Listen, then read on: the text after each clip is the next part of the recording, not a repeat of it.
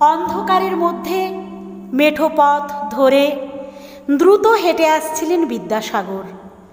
অবিকল বর্ণপরিচয়ের পাতা থেকে উঠে আসা খর্বকায় নগ্নপদ, খাটো ধুতির স্বল্পতায় এক দ্যুতিমান দেবতা। চিনতে একটুও অসুবিধে হলো না আমার। আমি পাশে পাশে হাঁটছিলাম শব্দহীন। সাহস হচ্ছিল না কথা বলার। যদি মুখ ফিরিয়ে নেন, যদি মূঢ় শূন্যগর্ভ আত্মবিস্তৃত বাঙালির এক প্রতিনিধিকে দেখে লজ্জিত হন, যদি হাওয়ার মধ্যে হঠাৎই মিলিয়ে যায় তার ছায়া শরীর, যদি গাছের ফাঁক থেকে ছিটকে আসা এক চিলতে তারার আলোয় হঠাৎই তিনি দেখতে পেলেন আমাকে। জিজ্ঞাসু চোখ মেলে তাকালেন। গভীর বাংময় সেই দৃষ্টিতে কোনো ক্ষোভ নেই। আমি নিচু হয়ে তার দুপায়ের ধুলো নিলাম। তিনি আমার মাথায় হাত রাখলেন মমতায়। সাহস পেয়েই আমি জিজ্ঞেস করলাম, এদিকে কোথায় যাচ্ছেন একা? আমার দুঃসাহসে রাগ করলেন না বিদ্যাসাগর।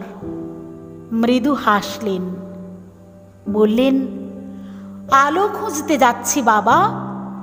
এই পোড়া অন্ধকার দেশে একটা আলোর যে খুব দরকার। আমি আবারও জিজ্ঞেস করলাম, আপনি এখনো আমাদের কথা ভাবেন? একগুঁয়ে বালকের মতো তিনি শূন্যে হাত ছুঁড়লেন একবার।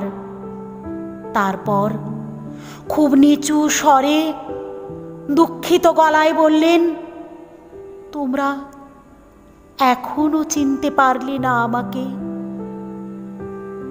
শেষের দিকে তার গলার স্বর ভারী হয়ে এলো।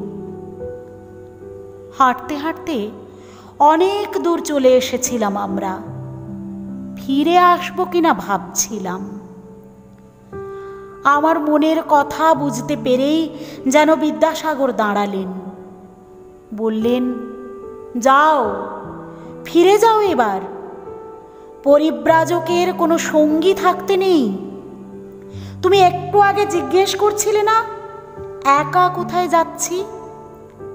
এই চিরচেনা ভারতবর্ষে তো চিরকালই আমি একা, বন্ধুহীন।